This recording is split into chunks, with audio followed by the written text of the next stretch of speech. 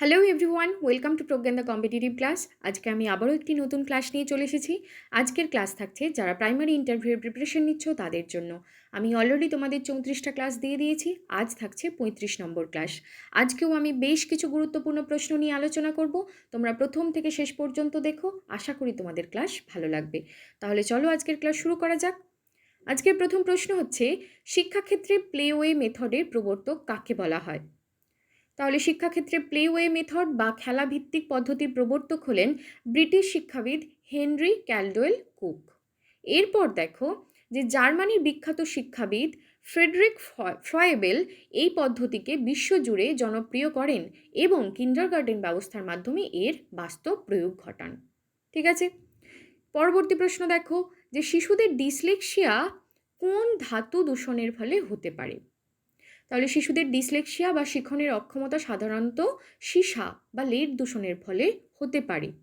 এবার এই যে সীসা শিশুদের মস্তিষ্কের বিকাশে বাধা দেয় এবং স্নায়ুতন্ত্রের ব্যাপক ক্ষতি করে, যার ফলে কিন্তু এই শেখার ক্ষমতা অনেকাংশে হ্রাস পায় এবং ডিসলেক্সিয়া তৈরি হয়।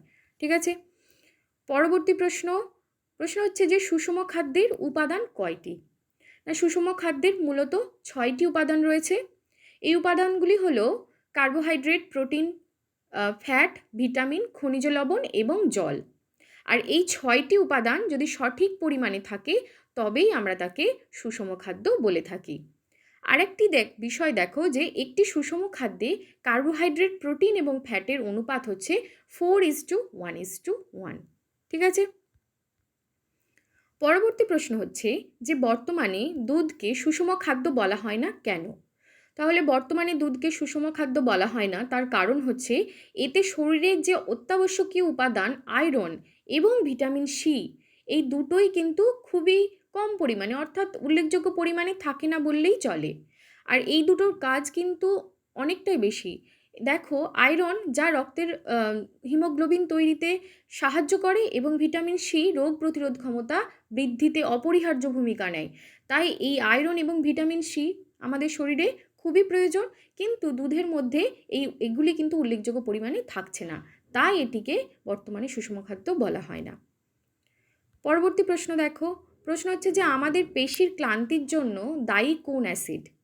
তাহলে আমাদের পেশির ক্লান্তির জন্য দায়ী প্রধানত ল্যাকটিক অ্যাসিড। কেন? না, তীব্র ব্যায়াম বা কঠোর পরিশ্রমের সময় পেশিতে পর্যাপ্ত অক্সিজেন না পৌঁছালে গ্লুকোজ ভেঙে এই অ্যাসিডটা তৈরি হয়, যা পেশিতে জমা হয়ে ক্লান্তি ও ব্যথার অনুভূতি সৃষ্টি করে। ঠিক আছে, আবার কিছুক্ষণ যদি রেস্ট নেওয়া হয় তখন এই ল্যাকটিক অ্যাসিড কিন্তু চলে যায় এবং আমরা আমাদের আবার রিল্যাক্স ফিল করি আমরা। ঠিক আছে, পরবর্তী প্রশ্ন বলছে দেখো, পোলট্রির মাংস ও ডিমে কোন ব্যাকটেরিয়া সাধারণত বাসা বাঁধে? তাহলে পোলট্রির মাংস এবং ডিমে প্রধানত যে ক্ষতিকারক ব্যাকটেরিয়া বাসা বাঁধে তার মধ্যে অন্যতম হচ্ছে সালমোনেলা।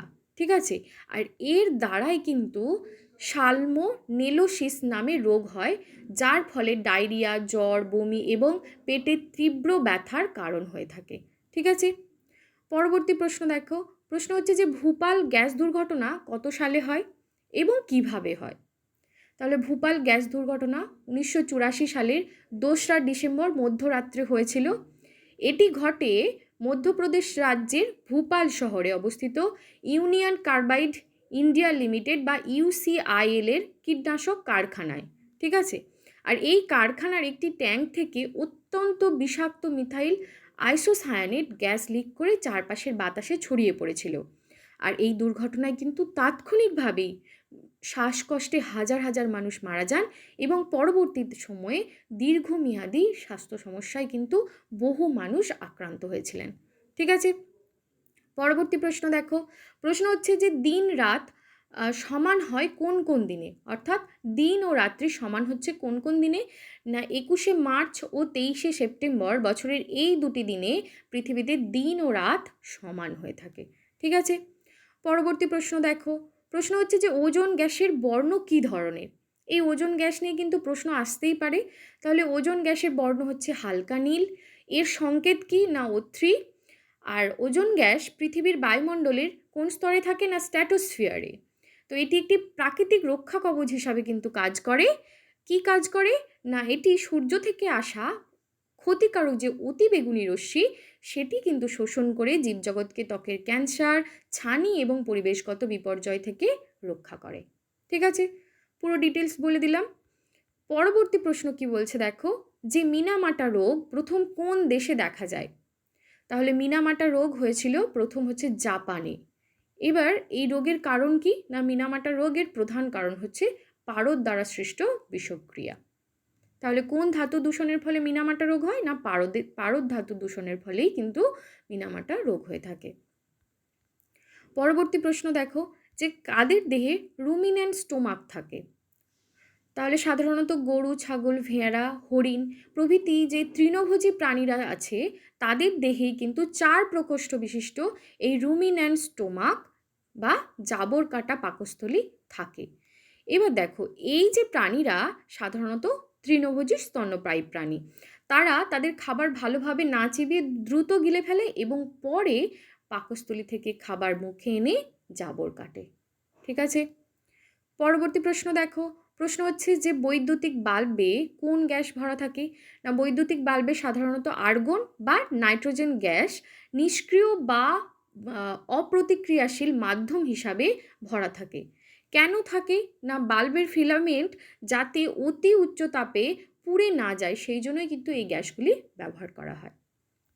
পরবর্তী প্রশ্ন দেখো, প্রশ্ন বলছে যে সবচেয়ে নমনীয় ধাতু কোনটি? না সবচেয়ে নমনীয় ধাতু হচ্ছে সোনা বা গোল্ড। নেক্সট প্রশ্ন কি বলছে, যে ডেট্রিটাস ফিডার কাদের বলা হয়? না যে সমস্ত জীব মৃত ও পচনশীল উদ্ভিদ ও প্রাণীর দেহাবশেষ বা জৈব বর্জ্য বা ডেট্রিটাস ভক্ষণ করে পুষ্টি সংগ্রহ করে তাদেরই ডেট্রিটাস ফিডার বলা হয়। এবার উদাহরণ কি? না উদাহরণ হচ্ছে কেঁচো, কেন্ন ইত্যাদি। ঠিক আছে, এবার পরবর্তী প্রশ্ন দেখো, যে প্লাস্টিক শিল্পে যে ব্যবহৃত পিভিসি এই কথাটির অর্থ কী? না প্লাস্টিক শিল্পে ব্যবহৃত পিভিসি কথাটির অর্থ হচ্ছে পলিভিনাইল ক্লোরাইড। এটি কেন ব্যবহৃত হয় দেখো, যে এটার স্থায়িত্ব এবং নমনীয়তার কারণে পাইপ, জানলার ফ্রেম এবং চিকিৎসা সরঞ্জাম ইত্যাদি তৈরিতে কিন্তু এটি ব্যাপকভাবে ব্যবহৃত হয়। ঠিক আছে, তাহলে আজকে এই 15টি প্রশ্ন নিয়েই আমি ক্লাসটি শেষ করলাম। তো তোমাদের ক্লাস কেমন লাগলো কিন্তু অবশ্যই জানাবে। আর যারা এই ক্লাসের নতুন, যারা আমার চ্যানেলে নতুন তারা কিন্তু অবশ্যই চ্যানেলটি সাবস্ক্রাইব করে নিও। এই প্রাইমারি ইন্টারভিউ প্রিপারেশনের যে 35টি ক্লাস একটি প্লেলিস্ট করা আছে, ক্লাসের প্লেলিস্ট করা আছে, প্রাইমারি ইন্টারভিউ প্রিপারেশন 2026। তো এই প্লেলিস্টে গিয়ে তোমরা কিন্তু পরপর এই 35টা ক্লাস দেখে নিতে পারো এবং প্রত্যেকটি ক্লাসই কিন্তু খুবই ইনফরমেটিভ। তোমরা কিন্তু অবশ্যই একবার করে যারা নতুন দেখে নেবে। ঠিক আছে, তাহলে আজকের ক্লাস এখানেই শেষ করছি। ক্লাস ভালো লাগলে অবশ্যই একটি লাইক দেবে, চ্যানেলে নতুন হলে অবশ্যই সাবস্ক্রাইব করে নেবে। Thank you.